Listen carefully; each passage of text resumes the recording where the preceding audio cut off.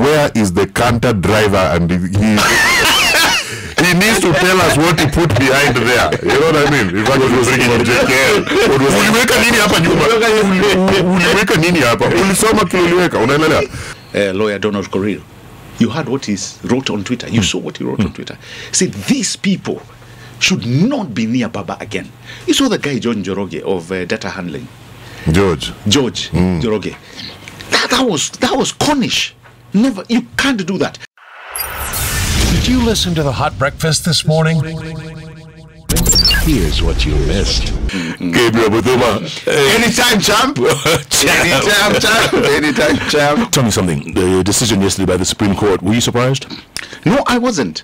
And you remember we had this conversation with Mark when they were talking about Smartmatic, how it was stolen. I mean, look at the words that the Supreme Court judge used. Look at the words that the CJ used. They were not only harsh, but they were very judicious.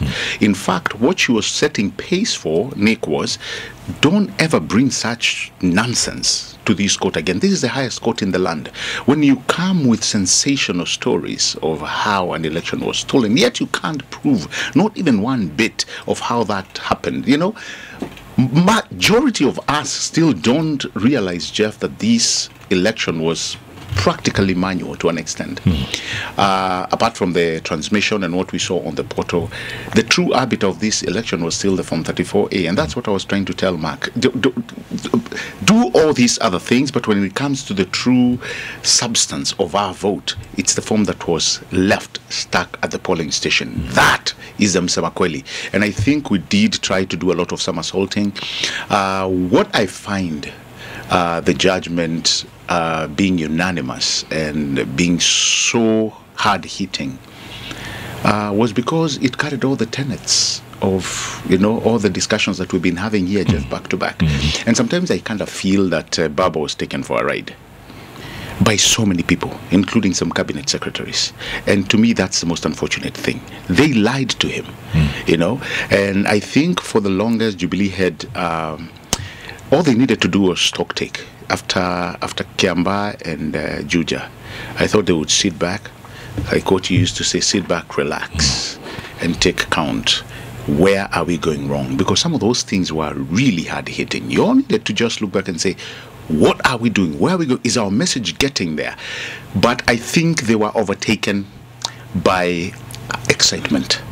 And as you also, I mean, many people are not ready to receive this news, but unanimous it was. It came crashing home. The pronouncements were not only, in my view, were not only, like I'm telling you, judicious, but they were hard hitting home.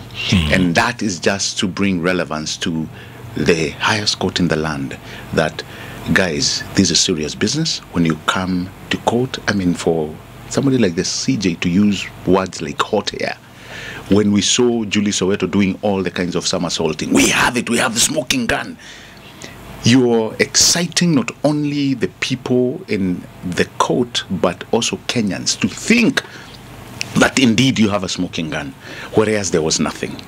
I think the taking of Baba for that ride was not only silly, and I use that word because I know Mark hates it. Mark says, don't call me silly. It was unfair. It really was unfair to the person of Raila Odinga. However, I think we cannot take anything away from that man. He continued to cement his legacy as a true son of this country. Yes, things have not gone his way this time round, and probably, according to what people are saying, this may be his last. But you can't take away anything from him. The democracy we enjoy is carved correctly, you know, under his arm. The likes of Kenneth Jindo Matiba, the likes of Paul Mwite, who we saw, the likes of Bishop Ndingi Mwananzeki, the likes of Bishop Muge. These, Jeff, are people we can never, these are names, Wangari Maathai, these are names we can never run away from. And for as long as this republic continues to exist, the mark and the arc of history will forever remember these souls. And so I think we cannot take away anything from Honorable Raila Amolo Odinga, a.k.a. Baba. The man has sweat blood for this country. Tell me something. Tell me something. You say that people misguided him, right? They did. Who are these people? They did. Without, let me tell you. Is that hot air you're blowing? Yes. Without fear of... Is that the smoking gun without smoke? Yeah, exactly. Nick, without fear of contradiction, when you are in a campaign, surround yourself with people who will tell you the truth. When you get people who are honest with you, you know when you're losing, you know when you're doing right. Not everybody who is a choir master behind you telling you tuendele, and then this is the resultant of you being told ilikuwa yako umeibiwa. Ilikuwa yako umeibiwa. For once, Nick, I would like the person of Rao and the insiders, people he trusts, to sit back and relook, not only in the 2002 election, go all the way to 2013. Did I win? You and self have a conversation. Your insiders, people who you know, did I win these elections? 2007 is always murky, Jeff. But these other three, be guided by truth. Did you really win? And it's not only you having home court advantage, people just pushing you, baba hiki tumeibiwa. You had everything, and that's why people are wondering, how did you lose? You had people who created fake polls to just excite Rao, and this actually have taken it so hard.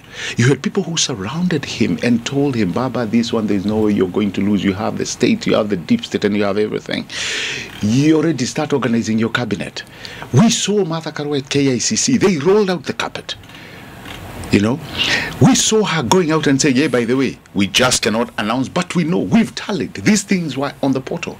So I've always been asking, what intelligence were they operating under? Because, Jeff, last time I told you, we can only operate under installed capacity. And if you are operating on a false premise, tell you what, bar none, the results that you get will be flawed. And that's why I think the people who really surrounded him, Nick, you've started seeing on social media, wameanza kulimana. Somebody's pointing, fingers at Junet, Johan Amboevi. Even Raila's daughter has been brought into the foray. People are accusing her of, trying to run this campaign by herself, taking money out. And as much as we can't prove, there's something that seriously went wrong, Jeff. And if Raila and the Azimio campaign, they don't look inward, it will be a disservice for them. Because at the end of it, yes, you may disagree with the Supreme Court ruling, as you should. But, Nick, you need to go back. You need to go and do your post-mortem and really find out. It's not about this election anymore. It's how did I lose with all these resources at my disposal? What didn't I do right? And I can tell you without a fear of contradiction, you will find the people you surrounded yourself with, they never gave you the true report on the ground. Because when you had people coming out like akina Kanini Kega saying, nyinyi wa Kikuyu tuliwaambia for the first time you're in opposition. Tuliwaambia, tumekaa tukiwaambia, and he speaks in Kikuyu very fluently, and he's telling them, guys, Baba here is going to get more than 40-55%. You had the cabinet secretary who came on Citizen, actually, I remember, and said, we are past 60%. We are at 64. So ask yourself, what were they operating under? What intelligence did they have? And this is, I think, is what the Supreme Court is calling hot air. Because when push came to shove, where were these numbers? Maybe, I'm not saying this is what happened. He had the information and decided, let's try to convince the few people that we are leading, so that bandwagon says, let's go with Baba. It's also possible. Nick, because look at it this way. Towards the end of the vote counting, his people weren't being seen in Bomas a lot. The day of the announcement, no one knew who the winner was, but they already know who was leading, and that's why President Ruto could even gather his whole entire family, his mom, they're all there because they know who was leading. Correct. There wasn't anyone from the losing side in there. They went out there to start their complaints because they knew how things have gone. From the point when exiting president's polling station had less votes for his preferred candidate.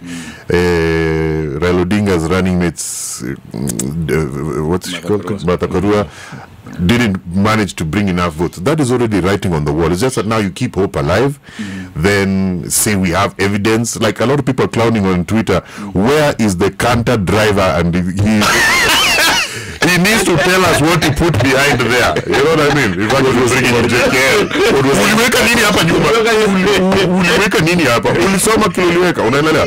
I think they honestly believed they had this campaign to their favor.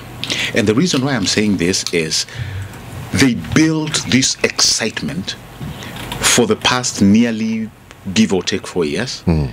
They had everything that they needed, like I've said, at their disposal.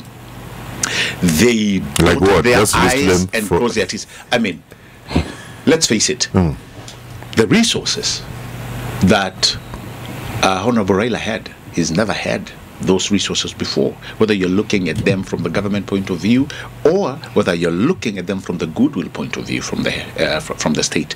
Raila was actually acting presidential, and I think I liked it because for the first time you could tell he had a genuine he had almost like a genuine feeling, a genuine style of, I have gotten to the place that I have never been. Yes. But again, I go back to the people who surrounded him. They had already called this on his favor. Look at his bloggers, what they were communicating. Look at the people in Azimio. And that's why I came back to, when you tell me something has been stolen, what they needed is proof, ironclad proof, given the fact that they have the system to know. I'm not talking about the system that people talk about, whoa, deep state. No. So I guess you're also saying his lawyers also are part of the weird people surrounding him. Of course, I'm talking about the technical system. You're able to find out information more than President William Ruto could. This is somebody who is telling you has been out of government for long, and we believe him. So you had everything triangulated on your campaign. Yet there was still a very high dysfunctional makeup that Jeff was driving people nuts. At one point, I was arguing with somebody about, immediately Baba said he's going to Supreme Court and the canters and everything that we saw. Ask yourself now, in hindsight, what was that all about? What was the thing about Venezuelans? What was it about Smartmatic, like Mark Bichacho was telling us? He believed what he was saying, and I agree. He believed because that's the information he was given. But was that information flawed? And that's why I keep insisting, what information are you acting on? Because he may not have the information. Baba may not have that information. It is being fed to him. So I think when you look at the entire campaign platform, there indeed was a problem. And that is why, even at Bomas, you started asking yourself, why has there been a crowd? People are stealing cell phones. You are trying to make up a belief story that this thing is not going the way it should go according to our information or according to our intelligence. People came in and it was a fray. You have people who are visiting the IBC commissioners at 3 in the morning. You know why? It is because they do not want to believe that this thing has not gone as they had intended, or as the intelligence that was flowing from them has not actually aligned to their core belief. Nick, it has happened to so many people, even probably to you. You're waiting for some money and you're expecting something like 10K, and then what comes, Jeff, is 2K. When it came apparent that they did not even have a talent center, what do you make of it? When it comes apparent that you have paid somebody like Diamond 10 million and Bilia Bell, it's almost an exact amount of money. You have not paid your agents. Who was driving this campaign? People are angry at your campaign, the way you've mistreated them. You said you would do this for them, and these are the lonely guys who are actually trying to ensure that your win is sustained. When you have people calling in and saying, hey, we delivered this to Rao, but hajaipata. How? Tulipatia nani? And then you hear... What did people deliver? what the support that they delivered, you know, and it's already. I mean, these guys are now starting to fight against. We're talking the foot soldiers, right? Yes, the foot soldiers. Yes. You had what one of his avid supporters, lawyer Donald Correa, you heard what he wrote on Twitter. You saw what he wrote on Twitter. See, these people should not be near Baba again. You saw the guy John Joroge of data handling. George Joroge. That was Cornish. Never, you can't do that. If I have given you, Jeff, a responsibility, and I'm paying premium top dollars for it, Nick, the best you can do is just tell me the truth. But you cannot build an excitement. You saw the kind of gibberish material he brought to court, and then the pictures were converted from to JPEG. You know, at the end of the day, the fact is, what is on the image has it changed? Nick, can you imagine a country like Kenya having such a conversation, Jeff? In the Supreme Court. In the Supreme Court. Imagine, we have reduced our Supreme Court to discuss JPEGs and CVSs and PDFs. And pinky when the true substance of an election can actually be seen by everybody. You're telling me nobody in that campaign said Msema kweli yuko happy. You had senior councils like Orengo. You had so many people. And that's why when now the real soldiers of Baba are coming out and inviting Raila to Bondo, inviting William Ruto to Bondo. You saw those videos. Don't you think they are angry? Don't you think they are saying, Baba, you've also taken us for a ride? How can you not be in charge of your campaign? And yeah, that's what I'm telling you. We may not chastise Rao for long because really he trusted people. And that's not his problem. He trusted you, you didn't deliver, but where you've left him, it's not the best of places. And I think the people who really took Baba for a ride should be ashamed of themselves. They really should.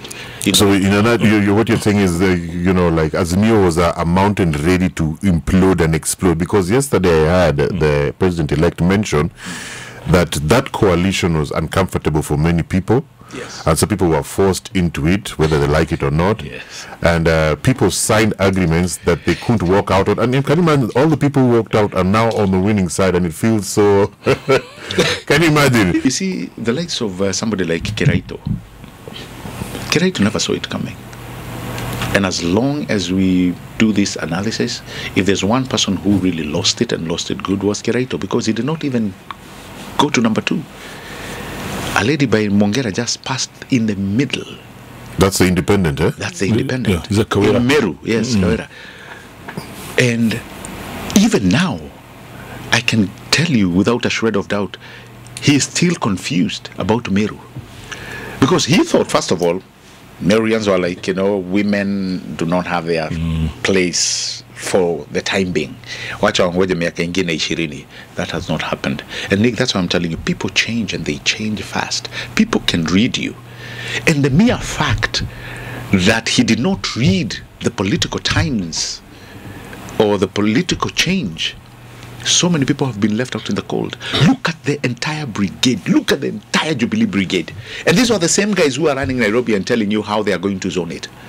So when you sit down in retrospect, really, surely, Jeff, your pen and paper, what are you really thinking? What was the winning formula if you have lost badly in Central? And again, for Martha, I know she came in with a lot of goodwill. She brought in a lot of goodwill to Raila's campaign. The gender factor was there, but she could not move or radically change the mountain to see her as a fresh set of ideas and leadership. And the mere fact that we had a problem in January with even Azimio guys, we tried telling them, guys, don't fight these leaders coming in. You remember what they were saying? You remember what they told Musalia? Remember what they told Wetangula? Kwendeni. They were doing the very same thing to Kalonzo Musyoka. And he almost went. What are you saying? The president went to Kalonzo Musyoka's home in Karen. They had a sitting, they had a conversation. Because you are right, he almost left. Kalonzo almost left. So, you see... So those are the people you were saying he needed, because he said, without me, you will not win. Exactly. But you see, Kalonzo at one point made it very clear, even when he said he will not work with the President-elect William Ruto, he made it very clear that he was coming to Rao's side, and probably this is what he would bring. And give it to him. He delivered. He delivered. He delivered. Wiper delivered. But now ask yourself, what intelligence, and I keep asking you, Jeff, what intelligence were these people following? Because for you to get to a point where you're telling Kalonzo, kwenda huko, it is to say that you already know, you have information that this thing can only be taken if there's nobody. If Rao is not there, that's the only way it can go. Someone was very badly misled. But Gabe, at the same time, you must admit the Kenyan voter. The Kenyan voter has changed. I mean, it's not the ones who follow the masses. They don't, it's not. Or go by tribal Exactly. leanings. They have changed, huh? In fact, we saw this coming in 2019, 2020. Jeff, there's a trend about these guys, mainly the collegiates. They are tired. They are tired, man. I mean, if they can look you in the eye and say, you promised this guy, this is what you told us. You can't come and take us on another whirlwind. You cannot. This is a wild goose chase. And this is what Kenyans are saying. These are conversations on the streets. Why are you so hard on? What did he do to you guys? Come out and tell us. The psyche has changed because Jeff and Nick and myself have realized we have our lives to run. That tomorrow we will rise up and go do our nation building in our own unique way. That no politician will come and put food on your table. That if they don't make the right policies, all of us are in the same boat. But at the same time, you're realizing the way I used to understand you when you say, let's move, kumera, it's no more. Nobody, Jeff, people have religion. Nobody is burning tires in Kisumu today. No one. Life has gone on. Again, you saw something we've never seen. People in Bondo inviting. William said, no, siasa imekuja kuja hatutaenda, we will not go to the street, we won't. David Ochieng took his entire team to Karen. Yes, they were chastised, but let me tell you, today if David Ochieng goes back to his constituency, he'll be well received. And things now seem to have moved back. And to me, with the changing of minds, people have now matured to a place whereby when an election is called, yes, we've gone to the highest court in the land, they've ruled unanimously, they've ruled in a certain way. You go back to nation building. We have a lot of things that now need to be addressed. And the president-elect does not have a smooth ride because of what he is inheriting. Billions worth of debts. In fact, I think they ran up to the trillions. You're looking at an economy that is not doing well. The school system that needs to be relooked again. You're also looking into the food issue. We are heading to a drought season, Jeff. The unga that he promised. Yesterday, I was glad he talked about the Hustler Fund. He talked about, Gachagua, I had him talking about raising the salaries for the police and the disciplined forces. All these things combined are going to be placed on his hands. I think we've come to the age, Jeff, that I like, which is the age of brilliance. I hope we remain there. That I should never vote somebody because they come from my hometown or because they speak my dialect or because they are known to my grandfathers. That I need to vote somebody because I believe in the true testaments of their undying love for this country, in them putting this country first for my sake. And not only that, I believe that when they commit through their manifesto that they'll accomplish the things that they've laid down. Let them not vacate from that promise. We shall always hold them at the point of their promise. Kalonzo should give this up. Yeah, Should give it up. He should give it up. It can only go to him, Jeff. Then mark my words again. It may only go to him if there's a goodwill and President-elect intervenes. Honestly, Kalonzo has been out in the cold for too long. As a leader who has also brought quite some serious numbers to Azimio, I think his political journey may be so affected if he remains out of government. and he remains also out of power structures. That is the only way it can happen. Otherwise, as we speak, Papa Waroma already has his seat. They have realigned themselves, and for whatever sakes, the person of Sir William Ruto is not somebody to be taken lightly. He has seen 3 years probably from now in matters politics. Probably even 2032, you never know. But he is not somebody you need to take lightly when it comes to matter politics. He has learned from the best. He's shrewd as they come. He listens. He may not act quite as fast, but he listens. He aligns his ducks. As we speak, the Speaker of the National Assembly is already swimming in a row.